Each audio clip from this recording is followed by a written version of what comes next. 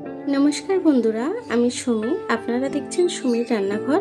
আজও একটি নতুন রেসিপির সাথে চলে এলাম। খাসির টেংড়ি দিয়ে আলু দিয়ে আজকে এই রান্নাটি করে দেখাবো।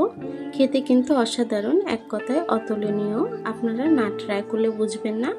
চলুন তাহলে রেসিপিটি শুরু করা যাক।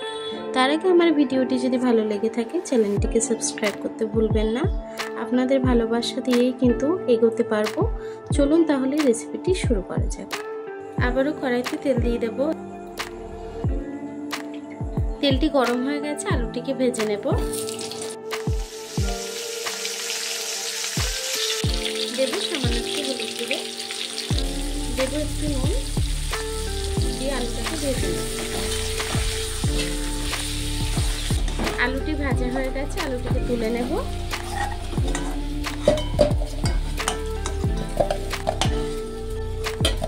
এই তেলের মধ্যে দিয়ে দেবো পেঁয়াজ কুচি। পেঁয়াজটাকে একটু ভেজে নেব। পেঁয়াজটা একটু ভাজা হয়ে এসছে, এখন দিয়ে দেবো আদা রসুন বাটা এক চা চামচ আদা রসুন বাটা দিয়ে আরও কিছুক্ষণ রান্না করে নেব, যতক্ষণ কাঁচা গন্ধটা না যাচ্ছে।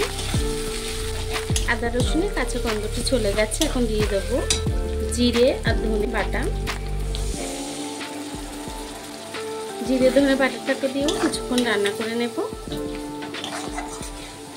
গুঁড়ো মশলাটাকেও এখন অ্যাড করব।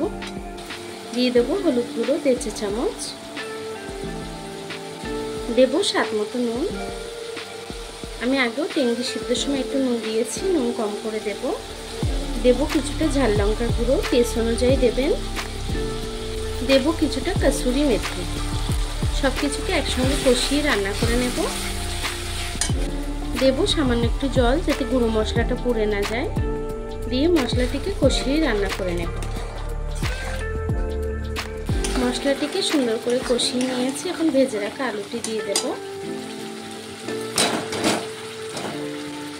আলুটিকে দিয়েও কিছুক্ষণ রান্না করে নেব। আলুটাকে দিয়ে কিছুক্ষণ রান্না করে নিয়েছি, এখন আমি খাসি টেংড়িটাকে দিয়ে দেব। আমার ফোনের সুইচটা অফ হয়ে গেছিলো, কী কারণে বলতে পারবো না।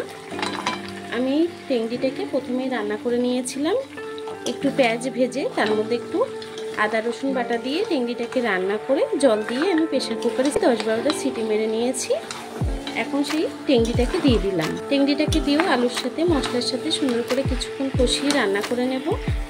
টেংড়িটা কিন্তু পুরোপুরি সিদ্ধ হয়ে গেছে, আমি কিছুক্ষণ কষিয়ে রান্না করে নেব। দেখুন বন্ধুরা, আমার খাসির টেংড়িটা কিন্তু কষানো হয়ে গেছে। এখন আমি জল দিয়ে দেব। যে জলটা সিদ্ধ করেছিলাম টেংড়িটাকে, সেই জলের মধ্যে আরও একটু জল মিশিয়ে আমি দিয়ে দেব।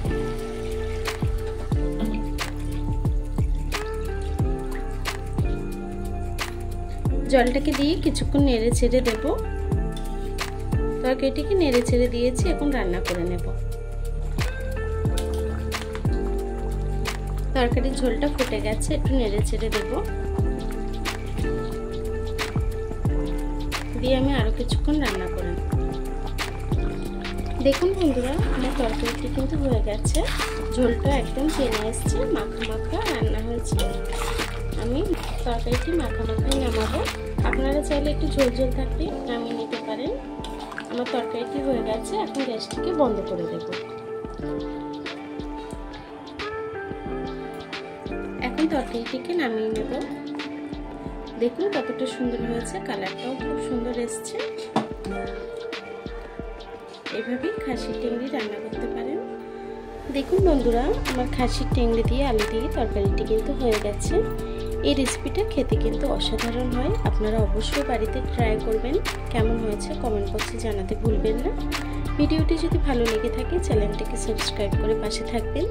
আর এতক্ষণ ধরে আমার ভিডিওটি দেখার জন্য আপনাদেরকে অসংখ্য ধন্যবাদ।